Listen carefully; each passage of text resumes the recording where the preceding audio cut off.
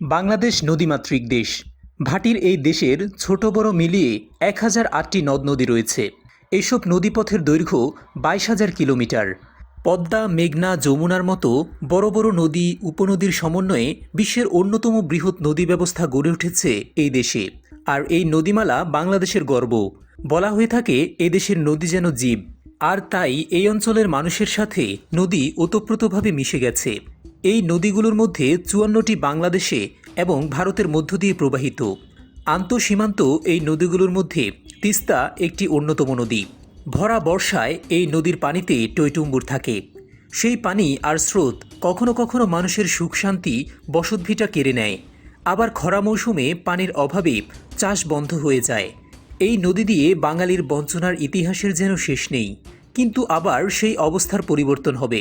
ভারতের গজলডোবা এবং অন্যান্য ব্যারেজ নির্মাণের ফলে বাংলাদেশ কতটা ক্ষতিগ্রস্ত হচ্ছে, তিস্তা নদীর ঘিরে বাংলাদেশের মহাপরিকল্পনায় কি থাকছে, বর্তমান অন্তর্বর্তী সরকার এই চুক্তির বিষয় কি বলছে, আর কেনই বা স্পর্শকাতর এই প্রকল্পটি উত্তর জনপদের দুঃখ হিসেবে পরিচিত।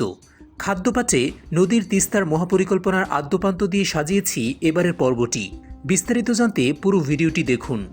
ভারতের সাথে বাংলাদেশের যে 54টি অভিন্ন নদী রয়েছে তার 36টি উত্তরাঞ্চল দিয়ে এদেশে প্রবেশ করেছে। এই নদীগুলোর মধ্যে অন্যতম তিস্তা।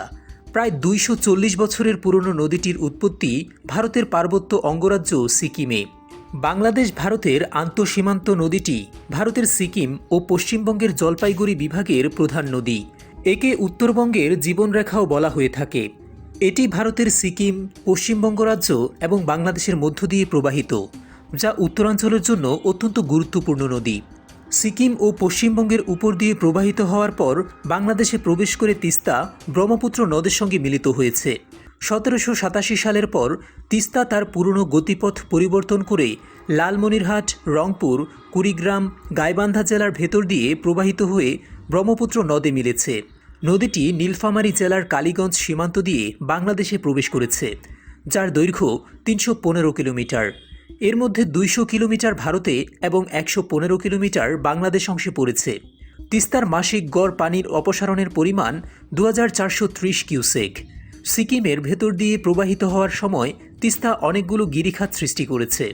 তিস্তার উৎপত্তিস্থল এরপর থেকে এ নদীর প্রবাহ বাধাগ্রস্ত করতে একের পর এক প্রকল্প নিয়েছে ভারত। বিশেষ করে পশ্চিমবঙ্গে এই নদীর পানি ধরে রাখতে গজলডোবা বাঁধ নির্মাণ করেছে দেশটি। 1998 সালে বাংলাদেশ সীমান্তের 60 কিলোমিটার উজানে ভারত সরকার এই বাঁধ নির্মাণ করেন। মূলত এই গজলডোবা ব্যারেজের মাধ্যমে তিস্তা নদীর নিয়ন্ত্রণ ভারতের হাতে চলে যায়। এই বাঁধে 54টি ফটক রয়েছে, যা বন্ধ করে তিস্তার মূল প্রবাহ থেকে পানি ভারতের পশ্চিমবঙ্গের বিভিন্ন খাতে পুনর্বাসিত করা হয়। শুধু এটিই নয়, তিস্তার উজানে আরও পরিকল্পিত 15টি প্রকল্প রয়েছে, যা পানি প্রবাহে বাধা দিয়ে থাকে। এইসব জেলার কয়েক লাখ মানুষের জীবন জীবিকা এই নদীর উপর নির্ভরশীল। এই নদী ভারতের অংশের গজলডোবায় স্থাপিত বাঁধের কারণে নদীটি বাংলাদেশ অংশে বর্ষা মৌসুমে যেমন নদীর জলে ভাসিয়ে দেয়, তেমনি শুষ্ক মৌসুমে খরায় ভোগায় এই অঞ্চলের জনপদকে। গেল 2014 সাল থেকে ভারত একতরফা তিস্তার পানি প্রত্যাহার করছে।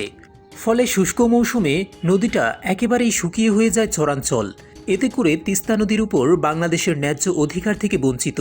বাংলাদেশের উজানে একের পর এক বাঁধ দিয়ে ভারত তিস্তার পানি সরিয়ে নেওয়া আর বর্ষা মৌসুমে বাঁধ খুলে দিয়ে বাংলাদেশকে অকাল বন্যায় ভাসানো যেন রীতি হয়ে গেছে। আগে নদীটি জলপাইগুড়ির দক্ষিণে 3টি ধারায় প্রবাহিত হতো। পূর্বে করতোয়া, পশ্চিমে পুনর্ভবা ও মধ্যে আত্রাই। এই 3টি ধারার 3 প্রবাহ থেকেই তিস্তা নামকরণ করা হয়েছে। আর এই তিস্তা নদীর সঙ্গে উত্তরের 25টি নদীর প্রবাহ রয়েছে।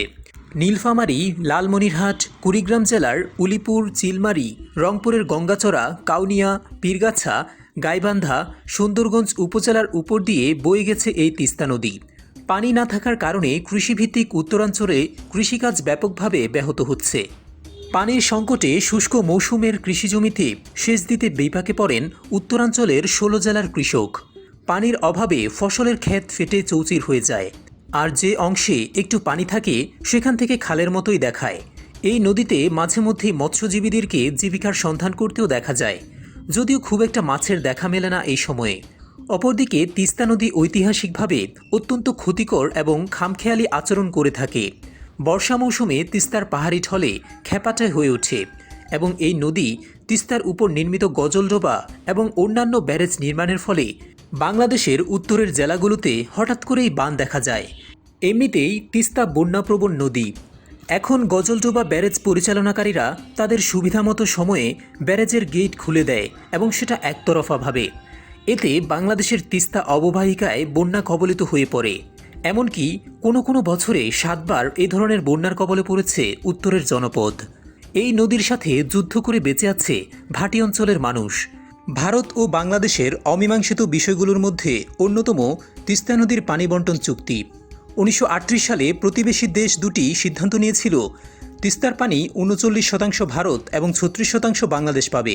2011 সালে ভারত বাংলাদেশকে 37.5% পানি দিতে সম্মত হয়। এই বিষয়ে চুক্তি চূড়ান্ত সিদ্ধান্ত নেওয়ার পর শেষ মুহূর্তে চুক্তি হয়নি। অর্ধশত বছরেও বেশি সময় ধরে ভারতের সঙ্গে তিস্তা নদীর পানি বণ্টন নিয়ে একটি চুক্তিতে পৌঁছানোর চেষ্টা করেও নানা কারণে এর পথ খুঁজে পায়নি বাংলাদেশ। বারবার তাগাদা দিলেও সাড়া দেয়নি ভারত। আওয়ামী লীগ সরকারের সঙ্গে দ্বিপাক্ষিক সম্পর্ক ভালো হওয়ার সত্ত্বেও এই সমস্যার সুরাহা না হওয়া বাংলাদেশের একটা আঘাতের জায়গা রয়েছে। এই অবস্থায় উত্তরাঞ্চলের মানুষ তিস্তা চুক্তি হোক বা না হোক, তারা তিস্তা মহাপরিকল্পনা বাস্তবায়নের আশায় রয়েছেন। বর্ষা মৌসুমে তিস্তার যে ঢল নামে, সে পানি সংরক্ষণের মাধ্যমে এবং কৃষি ও শিল্প কারখানা গড়ে তুলে অর্থনৈতিকভাবে কাজে লাগানোর পরিকল্পনা বেশ কয়েক বছর আগেই নিয়েছিল বাংলাদেশ। যে প্রকল্পে বিনিয়োগের জন্য সবচেয়ে বড় আগ্রহী ছিল চীন। কিন্তু বিগত সরকার ভারত ও চীনের সঙ্গে ভাবসম্পন্ন সম্পর্ক রাখতে গিয়ে কিংবা ভারতের দিকে ঝুঁকে পড়ায় এই প্রকল্প এগোয়নি খুব একটা। অথচ উত্তরবঙ্গের প্রতিটি মানুষ চায় এই প্রকল্প বাস্তবায়ন হোক, দুর্ভোগ লাঘব হোক।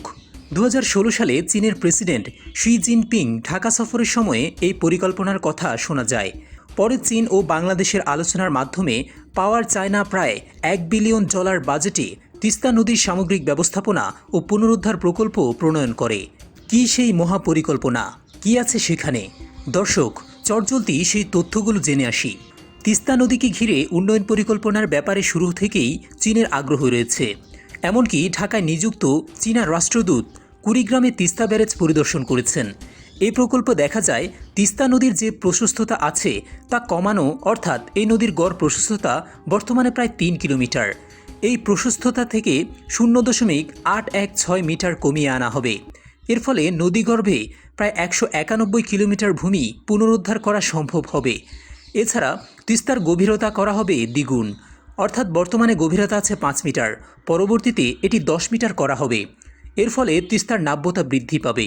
এছাড়াও এই নদীকে ঘিরে অনেকগুলো জেট, বন্দর ও রাস্তাঘাট তৈরি করা হবে। এভাবেই এগিয়ে যাবে তিস্তার মহাপরিকল্পনা। আশা করি আমাদের আজকের ভিডিওটি আপনাদের ভালো লেগেছে। ভিডিওটি ভালো লাগলে অবশ্যই চ্যানেলটি সাবস্ক্রাইব করবেন এবং ভিডিওতে লাইক, কমেন্ট এবং শেয়ার করবেন। ধন্যবাদ।